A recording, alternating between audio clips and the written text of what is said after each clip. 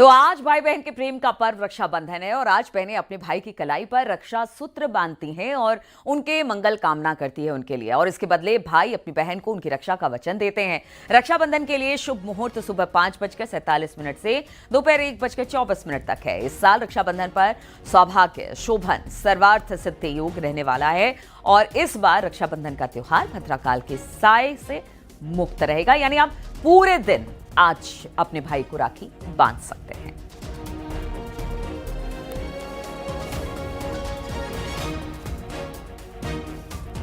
तो देखिए, आज दोपहर 1:24 पर शुभ मुहूर्त है, लेकिन सबसे अच्छी बात यह है कि अगर आप शुभ मुहूर्त पर राखी नहीं भी बांधते हैं, क्योंकि भद्राकाल आज पूरे दिन नहीं लग रहा है। कल जो बीता हुआ कल था यानी 8 तारीख, उसमें भद्राकाल समाप्त हो चुका है, इसलिए आज आप पूरे दिन अपने भाई को राखी बांध सकती हैं। लेकिन उससे पहले की तस्वीर दिखा रहे हैं, जगह जगह सेना के जवानों को और जो देश की सेवा करते हैं उनके लिए बहनें राखी लेकर आई और फिर उनकी कलाई पर उन्होंने राखी बांधी, जिसकी तस्वीर इस वक्त आप देख पा रहे हैं।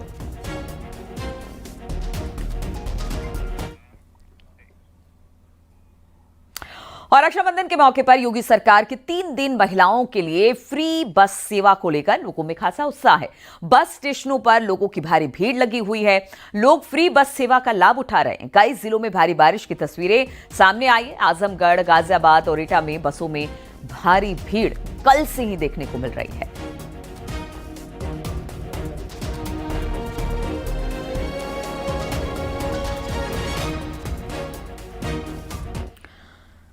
और सीएम योगी ने रक्षाबंधन की बधाई दी है। सीएम योगी ने एक्स पर लिखा, स्नेह की पवित्र गांठ, विश्वास की मौन प्रतिज्ञा, भाई बहन के अटूट प्रेम की जीवंत अभिव्यक्ति। रक्षाबंधन की प्रदेश वासियों को हार्दिक बधाई। रक्षा सूत्र की नन्ही डोर सिर्फ कलाई नहीं बांधती बल्कि आत्मा को जोड़ती है।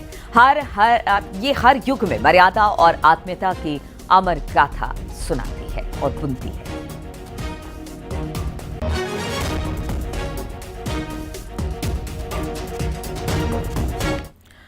हरदोई में रक्षाबंधन के मौके पर बस अड्डों पर यात्रियों की भारी भीड़ देखने को मिली। यूपी परिवहन विभाग ने महिला यात्रियों के लिए फ्री बस सेवा का ऐलान किया और साथ ही एक साथ भी बस में मुफ्त यात्रा कर सके, इसके लिए सारी व्यवस्था कर दी गई है। इसके लिए बसों की तादाद भी बढ़ाई गई है ताकि जो बहनें हैं उनको किसी तरह की असुविधा अपने भाई तक पहुंचने में ना हो।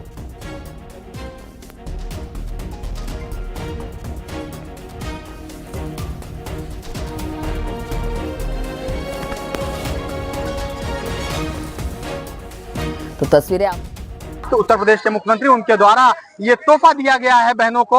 और अब एक और आदेश आ गया कि बहनों के साथ जो उनका सहयोगी होगा, भाई होगा, पिता होगा या कोई भी होगा, वो देख सकते हैं किस तरीके से बच्चा चढ़ रहा है, वो भी निःशुल्क ही जाएगा। हम कहेंगे अपने कैमरामैन से ऊपर थोड़ा सा उठा करके दिखाएं किस तरीके से बहनों की लाइन लगी हुई है बस में रोड गेट में चढ़ने के लिए। आप देख सकते हैं किस तरीके से लोग अपनी बारी का इंतजार कर रहे हैं और हर बस का यही हाल है, पूरी तरीके से फुल होकर के बस जा रही है।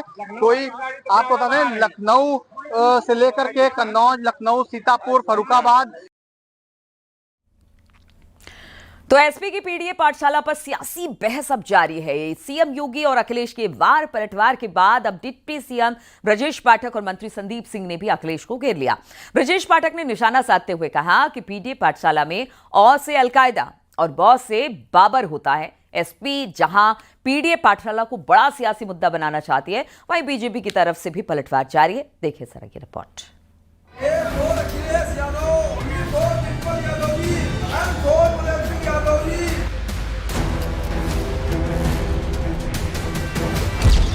पीडीए पाठशाला पर जमकर सियासत हो रही है।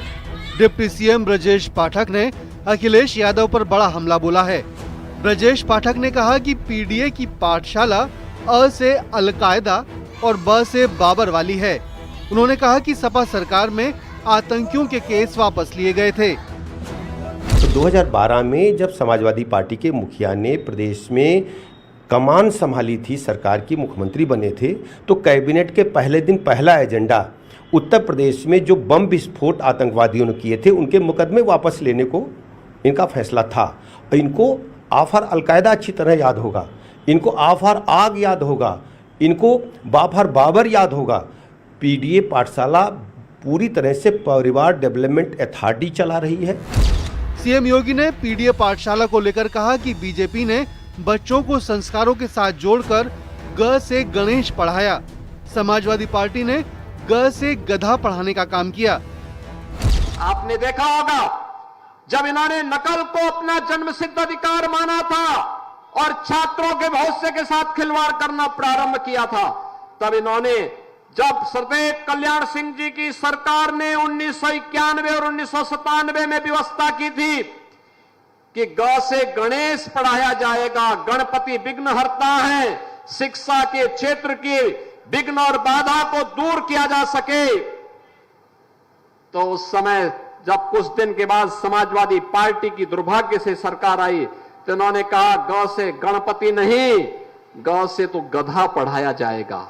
गधा जैसी बुद्धि वालों ने बच्चों के मन में भी उसी प्रकार का भाव पैदा करने का प्रयास किया था। वहीं अखिलेश यादव ने कहा कि हमारे लिए ग से गरीब है, हो सकता है बीजेपी के लिए ग से गधा होता हो।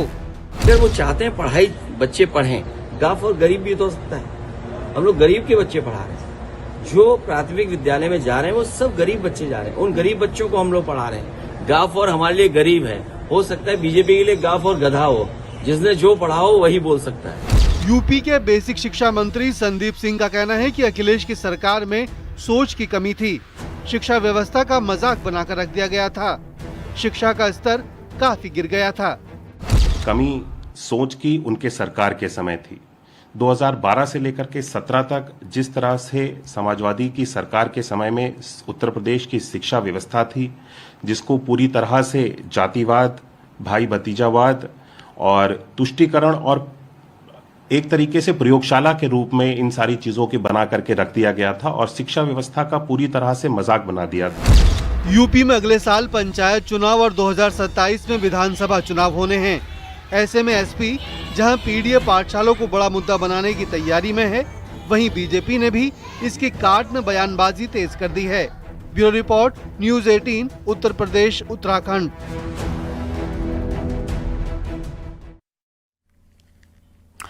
और संभल में संदिग्ध परिस्थितियों ने भाई और बहन की मौत हो गई और साथ ही परिवार के 5 लोग बीमार हो गए, जिनका इलाज इस वक्त चल रहा है। फिलहाल मौत की वजह अभी तक साफ नहीं हो पाई है। कयास लगाए जा रहे हैं कि फूड पॉइजनिंग के कारण दोनों की मौत हुई। दोनों भाई बहन बिरयानी उन्होंने खाई थी, जिसे खाने के बाद उनकी हालत बिगड़ गई।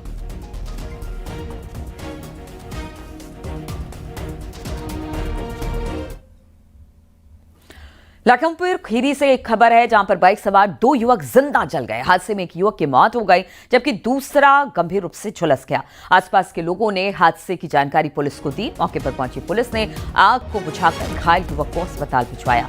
वहीं दूसरे का शव बुरी तरह से इस वक्त जला हुआ है।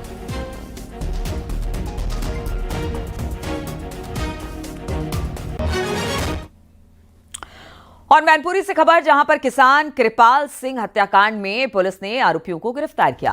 मृतक किसान का बेटा सहदेव ने अपनी पत्नी और 2 साथियों के साथ मिलकर हत्याकांड की साजिश रची। पुरानी रंजिश में पिता को बेटे ने गोली मारी और पुलिस ने आरोपियों को गिरफ्तार कर तमंचा कारतूस बरामद किया। परिजनों ने पहले अन्य लोगों पर हत्याकांड का झूठा केस दर्ज कराया। जांच के उपरांत आज हम लोगों को सफलता प्राप्त हुई, जिसमें 3-4 लोग इसमें सामने आए हैं जिन्होंने इस घटना को कारित किया था। इसमें सतीश है, अनिल है और सहदेव है जो उसका बेटा है, और एक शैलेंद्री है जो सहदेव की जो है वाइफ है। इन सभी ने प्लानिंग आज से 20 दिन पहले करी थी, क्योंकि इन सभी चारों के अपने अलग अलग मोटिव थे। और पहाड़ों पर तो बारिश जो है वो मुसीबत का सबब बनती जा रही है। वहीं मैदानों में पानी से जल जमाव की स्थिति है। नदियों के आसपास उफान की वजह से सैकड़ों गांव इस वक्त बाढ़ की चपेट में है। उत्तर प्रदेश में कई जिले बाढ़ से प्रभावित हैं। देखिए जरा ये रिपोर्ट।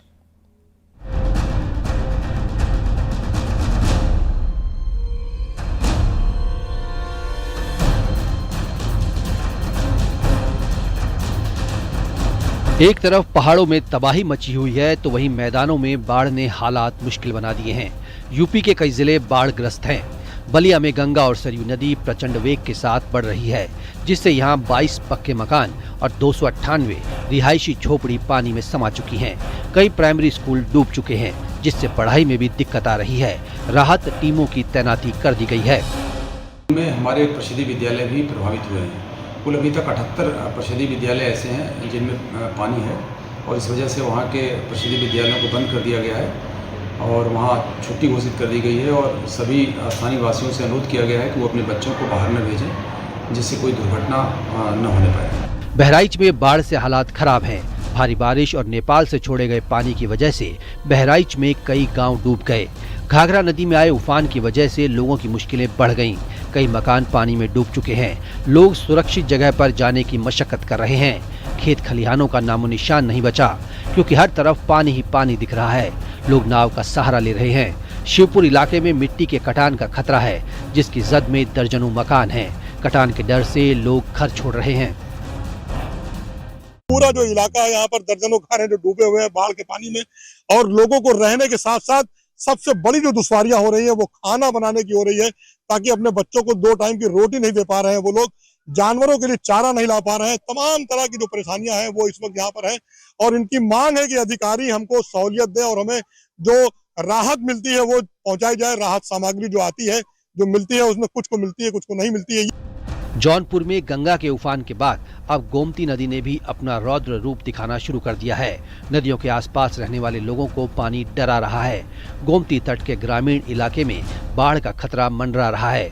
प्रशासन ने नाव चलाने पर पूरी तरह से रोक लगा दी है। बाबा गोमतेश्वर महादेव मंदिर आधा डूब गया है। जलस्तर भी कम 15 फीट बढ़ गया। आज के डेट में 15 फीट पानी ऊपर आ गया है। जो गोमतेश्वर बाबा का दरबार था वो डूब गया। हनुमान घाट का मंदिर तट डूब गया। हापुड़ के गढ़ मुक्तेश्वर में गंगा का जलस्तर तेजी से बढ़ रहा है। खादर क्षेत्र के गांवों पर बाढ़ का संकट मंडराने लगा है। कई गांव की सीमाओं को पार करते हुए गंगा का पानी आबादी तक पहुंच गया है, जिसके चलते प्रशासन भी मुस्तैद नजर आ रहा है। बाढ़ चौकियां बनाई गई हैं। बढ़ते जलस्तर के कारण लठीरा के आसपास के जो हमारे गांव हैं, बड़ावली हो गया, जो मढ़ैया है, वहाँ पे खेतों में पानी घुस आया है। कल रात्रि को मेरे और कप्तान साहब के द्वारा इन क्षेत्रों का भ्रमण भी किया गया, तो खेतों में लगभग 1-2 फीट पानी आ गया है। परंतु चूँकि गांव की आबादी थोड़े ऊंचे स्तर पर स्थित है, इसलिए आबादी में अभी पानी नहीं घुसा है। बिजनौर की बात करें तो बाढ़ से कई गांव प्रभावित हुए हैं। सड़कों पर हर जगह जल भराव दिख रहा है। अमेठी में रुक रुक कर बारिश आफत बन गई है। गयासपुर गांव में तेज हवा के चलते एक पुराना पेड़ घर के छप्पर पर भर भरा कर गिर गया। एक महिला की मौत हो गई। राजधानी दिल्ली की बात करें तो यहाँ यमुना नदी उफान पर है। यमुना नदी का जलस्तर खतरे के निशान के पास पहुंच चुका है। अगर यमुना में और पानी छोड़ा जाता है तो नदी के आसपास के इलाकों में बाढ़ का खतरा हो सकता है। Bureau report, news 18, UP, Uttarakhand.